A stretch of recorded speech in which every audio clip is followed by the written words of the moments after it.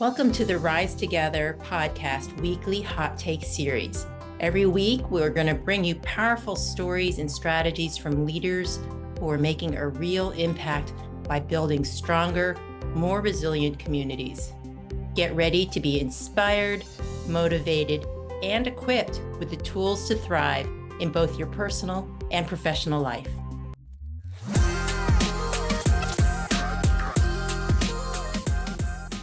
Hi, everybody. It's Beth Almaris with the Foundation for Family and Community Healing. And we are a nonprofit that's really passionate about helping individuals and organizations build strength and resilience through skill-based education and leadership development.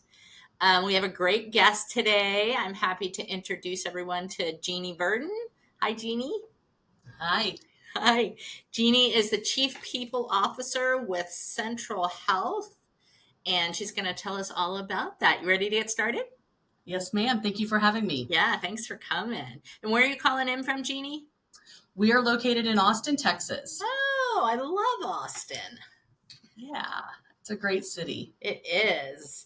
And they have great margaritas there. I can attest to that. So why don't you tell us about Central Health?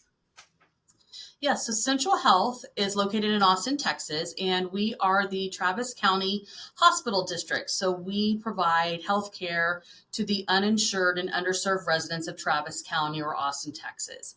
We have been in business for about 20 years. We have an organization, Sendero Health Plan. So they are a health plan. They fall under our system, as well as our federally qualified health center partner, Community Care.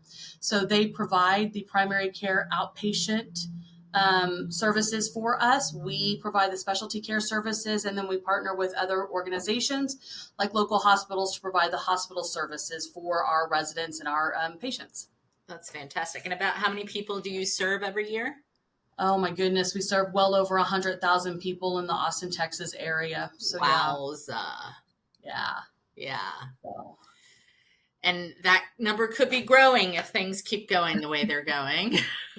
Unfortunately, that is a true statement. Yeah. And about your organization, how many employees do you have? Right now, we are almost up to 2,500. So we have seen a pretty rapid growth within Central Health proper. We've pretty much doubled year over year for the last couple of years, really ramping up our specialty service line. Our partners at Sendero are also growing, so they've added some team members. And Community Care, they're the largest part of our system right now, so they have about 1,300 of the employees providing the outpatient care. And when you say Community Care, what do you mean? Oh, I'm sorry. That's our federally qualified health center. They go by Community Care. Got it. Apologize. Okay. That's okay. So you all are very busy taking care of the county's health needs. How are you taking care of the employees' needs? What does that look like? What does health and wellness and well-being look like? Yeah, so that's a great question. And I think as you obviously know, for everyone, it looks differently. So we obviously can't be or provide everything for everyone, but hopefully we're providing a little something for everyone that they can really use in their personal life. And we really look at well-being really holistically. So when we talk about well-being, we obviously talk about our mental health resources, EAP, counseling, that type of thing. But then we're also talking about what does physical health look like? How do we get our team members up and moving and getting that exercise that they need? We also talk about financial well-being, right? So we really want to also focus on, what are the current needs that they have to provide for their families day to day, but then also really working on those future financial needs. So, helping them, plan for, things that they might need later on, like a down payment for a house. What if they want to go back and reinvest into their education? What if they want to invest into their children's education? What does retirement look like? So really looking at it from a holistic perspective and not just from one side or the other. We also offer other benefits that really help from day to day, such as, adult and child care support. We don't provide it directly, but we provide the backup care. So if their regular daycare or their care provider isn't available, they have the ability to utilize those services. We have tuition reimbursement. And we actually just also launched our partnership with the Renew Fund through WGU. So really looking at providing opportunities for candidates who have come through that program for the nursing education to really get started, and then we will pay back their no interest student loan as long as they're working with us, so that way they have the opportunity to get their foot into the door and really get a solid foundation in their position without having to repay that loan. And it's a great program. We're the inaugural employer, and we're very proud of that partnership as well. Yeah, that's amazing. Yeah. That is amazing. As someone who paid off student loans for a very, very long time. Absolutely. Absolutely. So, Chief People Officer, what are some of the challenges that are facing employers today? Oh my goodness. It's so many, and it really depends on the industry. And I think more specifically in healthcare, we're really still dealing with the fallout from the pandemic.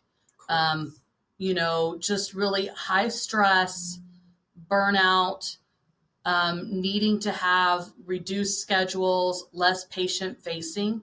So I think that those are some of the things that we're looking at. Obviously, with the new generation, they're really looking for mission oriented work, which is really great because we are, healthcare is very mission oriented in general. Ours is definitely that way. But really, it's also that they want to make sure that they're making a difference, that they're being invested in, and that we're developing them. So I think that if you as an employer are not putting in programs where there's skill development, where there's other types of professional development, whether it's leadership development, that type of thing, you're really going to be missing an opportunity to keep those team members engaged. And I think, just overall retention, people looking, again, it's really hard right now. Inflation is here. You can pay your team members well, but so does someone down the road. And sometimes an hour, $1 an hour makes a really big difference in people's lives, depending on benefit packages, benefit costs, what your responsibilities are. So I think that there's just a real culmination of things right now that make it really hard to retain really good talent. Yeah, I think you're right. It was really interesting what you said about today's generation and their kind of expectation for learning, because often, when money is tight, learning and development is one of the first things to get cut. Absolutely. And so I think it's good for employers to hear that, hey, this is really important to this generation of employees. Well, and especially with AI coming in, right? I think it's going to be really important that we as employers are balancing the use of AI. And I think that there is a place for AI in every position and every role. And again, we've all heard it, right? AI is not going to replace people, but people will be replaced if they don't use AI. So I think that, when we're getting rid of some more of those automated, administrative tasks and that type of thing, people need to have that learning and development to continue to grow and develop their skill sets. And, when we look at learning and development and we look at professional growth, a lot of us think about it's just a career path. It's a career ladder, right? It's linear. You have to go up.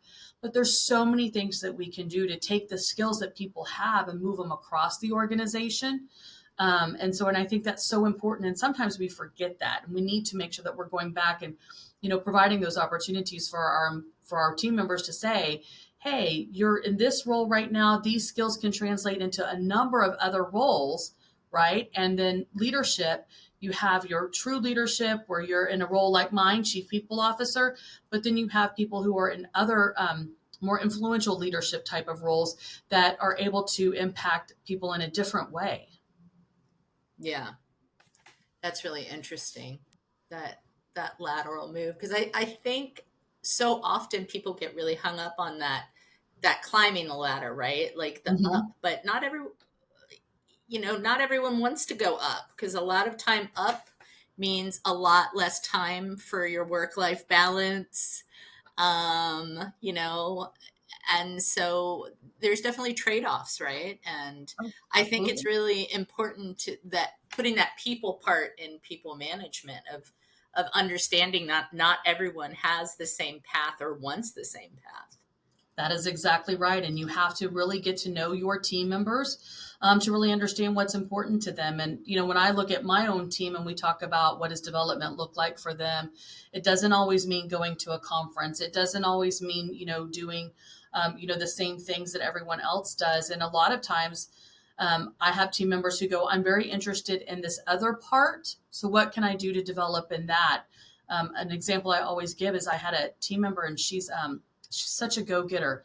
She transitioned out of education into our department, and she's got a real interest in AI. And she asked if we would be supportive of her going and doing a certificate program in AI. And I was like, absolutely, right? It will help us as a department as a whole. It gives you something to be interested in, and you're learning more in your own professional development. So just because it's not specific and a niche to what you're doing with us right now in the HR team, right? But it's going to help overall everybody. So it's those type of development opportunities that we need to look at that are really untraditional, outside of the box. Yeah, I love that. What do you think are some of, over the next couple of years, we've talked about AI, but what are some of the other trends that you think might be important for employers to keep on their radar screen?